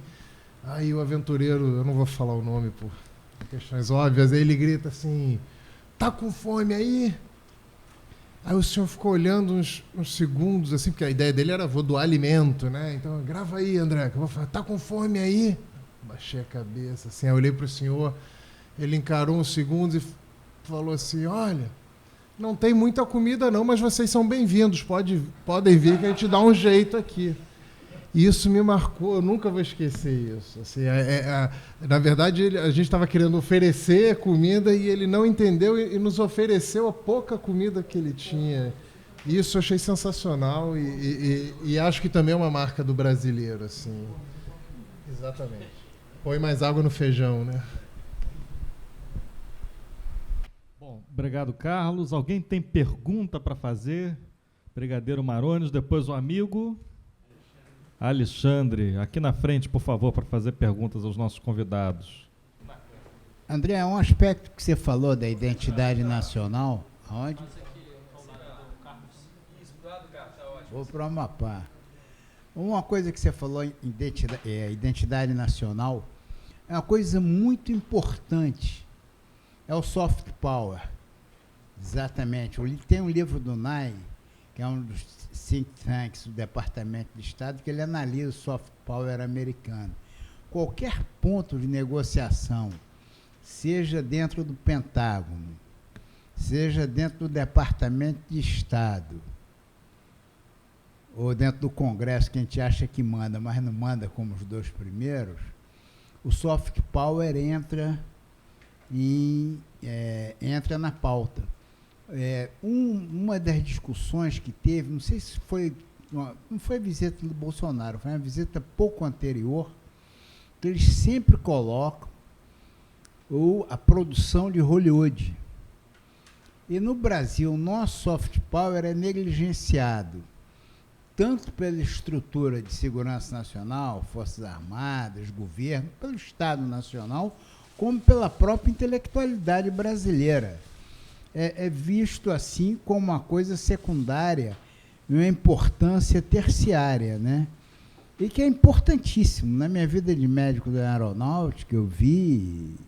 Tem uma história muito curiosa, que vou me permitir contar, que também é muito engraçada. E a gente vai pelo CAN, eu peguei o fim do CAN, 79, 80, atendendo as populações ali, depois a gente integrava e a Marinha atendia as populações ribeirinhas. Então, a primeira coisa que me assustou foi o número de horas de voo de Belém para Manaus. Eu falei, pô, essa floresta não acaba? Não, agora já estava mais cascudo, minha despedida foi até em Roraima. Eu estou querendo lembrar a viagem que eu fiz, acho que foi Porto Velho, Belém, foi uma loucura. Eu dormia, acordava no avião, levei o uísque, a gente tomou. Então tem um homem amazônico, é muito, mas a gente sente nesse Brasil todo, eu praticamente conheci, trabalhei, apesar de ter servido só no Rio, um fio identitário muito grande, que eu não vejo em país nenhum do mundo.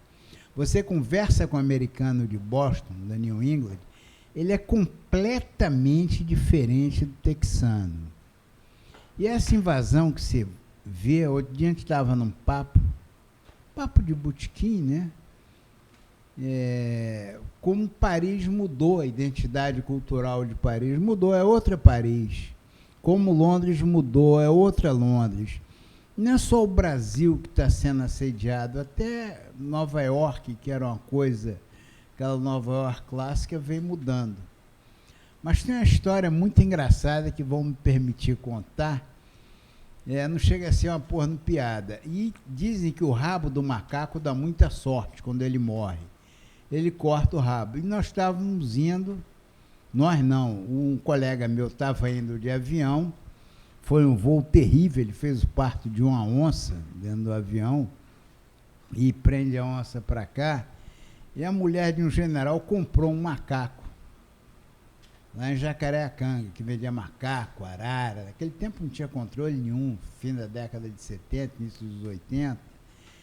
E um sargento se virou, ele não se tocou, um sargento amazonense, o Manauara, falou: eu queria falar com a senhora. Pode falar, sargento, não é que o macaco está mal, se ele morrer a senhora me dá o rabo.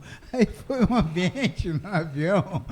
É uma das histórias, não era bem isso, é uma das histórias emblemáticas da FAB, essa história do rabo do macaco, né? Aí o general olhou e todo mundo viu que não, realmente o cara não tinha feito isso, que era um homem da terra, que o rabo dá muita sorte. Mas essa questão do soft power, a gente tem que estudar isso com muito mais seriedade.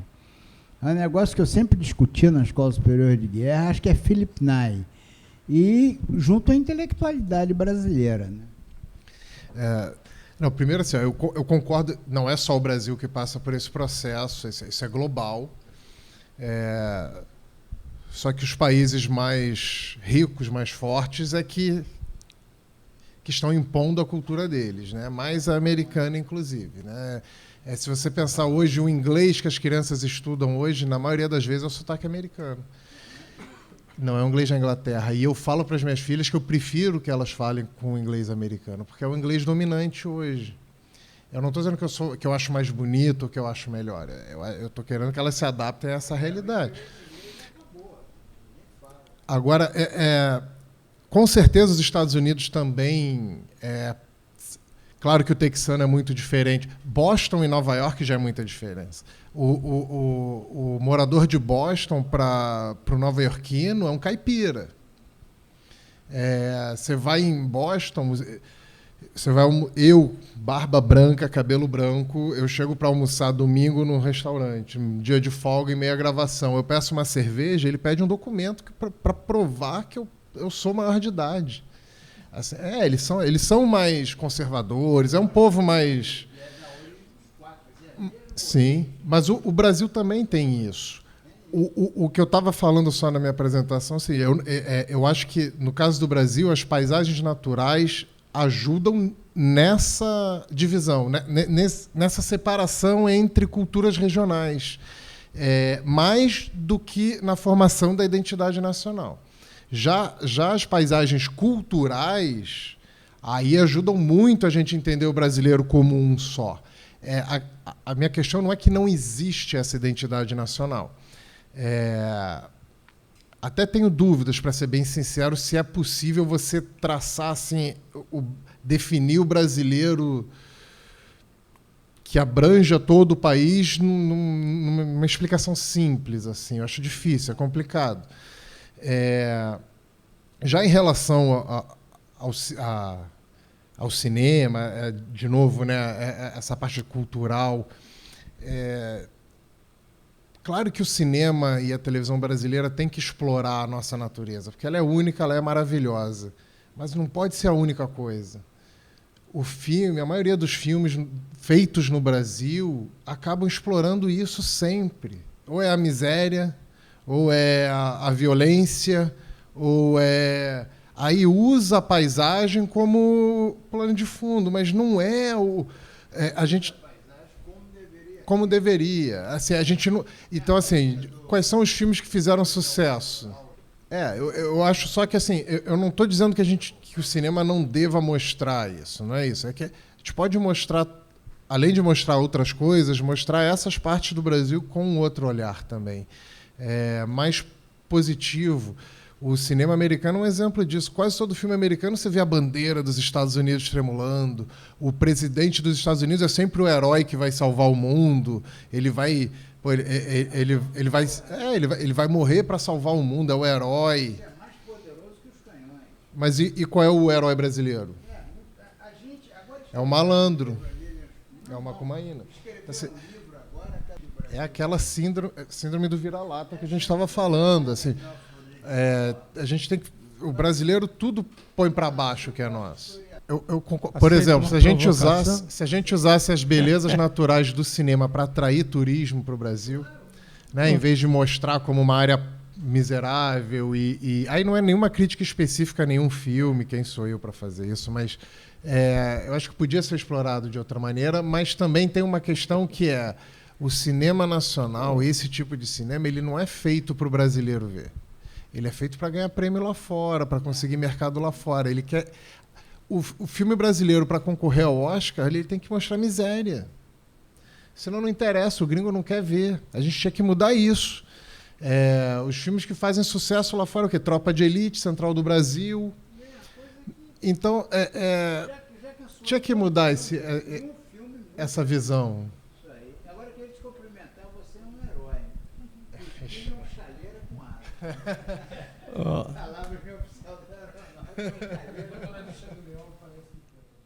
Eu queria discordar da sua colocação, que o Brasil não privilegia suas coisas. E aqui o nosso amigo aqui, que ele tem um soft power. Soft power do Brasil é o seguinte: deu certo, vende. Então, vou começar. Na colônia, a adoçante da Europa era a beterraba. O Brasil inventou a cana-de-açúcar e o açúcar da cana-de-açúcar, junto com a pinga, que hoje, com a nossa cachaça, está no exterior. Outro dia, o dono lá de uma cachaceira que exporta disse que a maior exportação dele é para a Inglaterra, que é a do uísque, né? A Magnífica, que é aqui. Então, estou começando, deu certo. Mas eles provavelmente exportam a cachaça de melhor qualidade para vender aqui a cachaça de pior qualidade. Não, oferece Não todo. nesse caso, mas tem muita produção no Brasil que faz isso. A outra, o café. O café foi uma invenção brasileira. Só que toda a comercialização do café não é feita pelo Brasil, não. É pela Alemanha. A Alemanha não tem um pé de café. Exatamente. A cachaça é um exemplo bom também. Eu tinha uma ideia de fazer um documentário sobre cachaça, então eu comecei a ler vários livros sobre isso. É um exemplo também da síndrome do vira-lata, porque todos os termos relacionados à cachaça são pejorativos. Cachaceiro, pinguço... Mas isso é pela elite. Tudo é pejorativo. Eu sei, mas esse é o problema do Brasil. Quem muda o país é a elite do país. Quando a elite do país muda se dá conta... pior, né? Não. A elite os países é muito que ruim. deram certo... Não, os países que deram certo a partir do momento que a elite diz o seguinte: para eu viver aqui bem, eu tenho que diminuir essa desigualdade. Não é que ele vai ganhar menos, mas para ele sair na rua e não ser assaltado, não tomar um tiro... Ele tem que investir no próprio país. O problema é que no Brasil não se pensa assim ainda. Essa é a minha opinião, óbvio. A nossa elite, ela não está nem aí. Ela vai morar fora. Ela usa o Brasil para ganhar dinheiro e vai morar fora. Claro. Mas é isso, não é proposital. A gente cresce nesse meio e vai crescendo assim. Eu acho que eu estou em outro país, porque as pessoas que tentaram alterar isso, um se suicidou, que foi o Getúlio. O outro foi deposto, que foi o João Goulart. O outro está preso agora, né?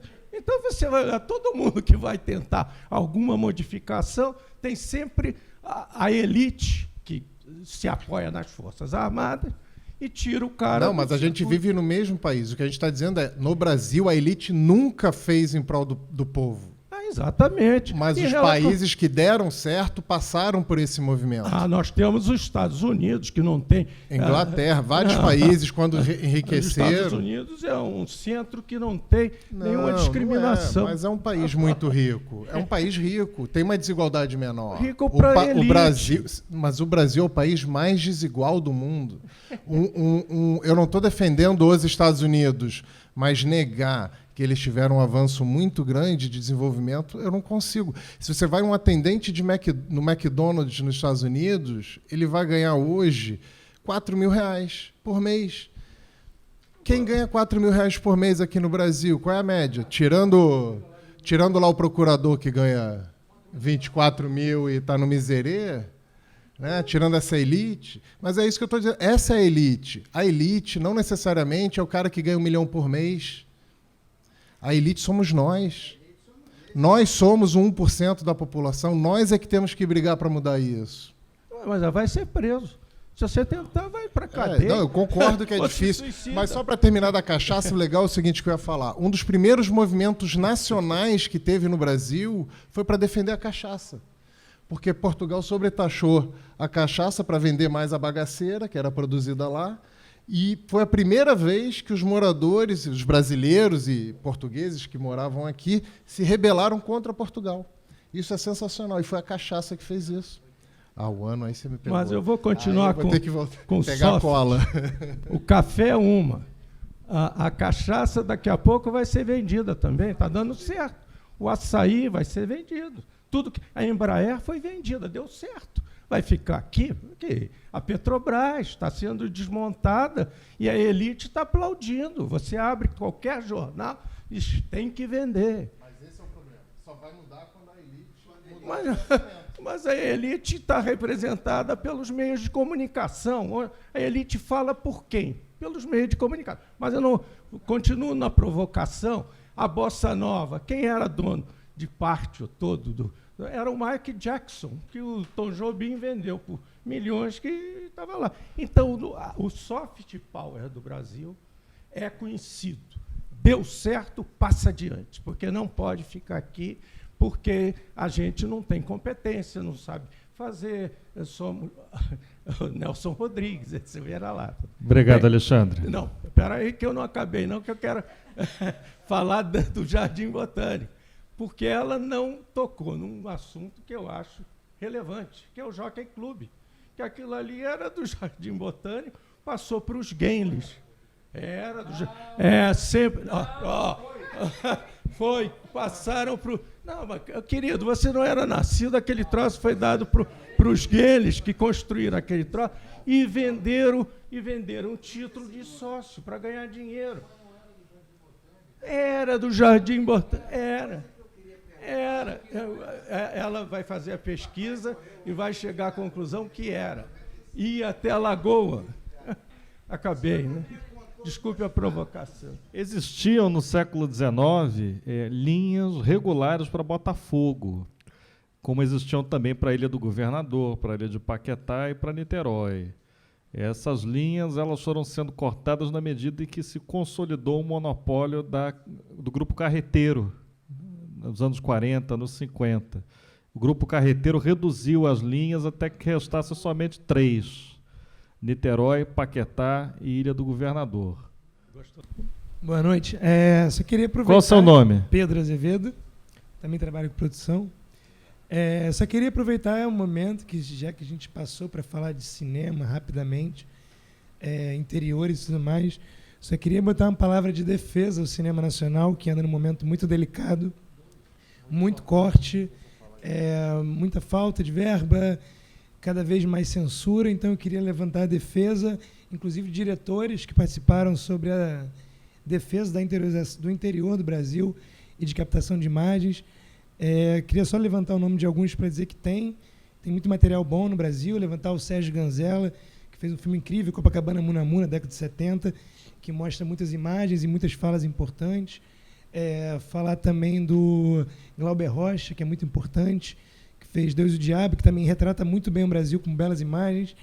E não deixar de citar o Eduardo Coutinho também, que trabalha muito bem sobre imagem e fala do brasileiro. Era só esse adendo para dizer que a gente tem muita coisa forte aí. Obrigado. Muito pertinentes as suas homenagens. Bom, eu quero agradecer ao André Bazege, ao Felipe Batista, a Luciane Carris, nossos convidados na tarde de hoje, início de noite, nessa nossa discussão, nesse nosso debate sobre paisagens do Brasil. Na próxima semana, às 18 horas, estaremos de novo aqui no Instituto da Brasilidade, dando seguimento às nossas mesas sobre a temática cultural. Agradecendo novamente à Associação dos Funcionários do BNDES, à Associação dos Aposentados e Pensionistas do BNDES e à TV Comunitária, que transmite os nossos debates 3 vezes por semana. O primeiro momento na quarta-feira, às 22 horas, com reprises às sextas-feiras, às 14h30 e na terça-feira seguinte, às 10 horas da manhã. Então é isso, pessoal. Muito obrigado a todos que vieram. Até a próxima semana.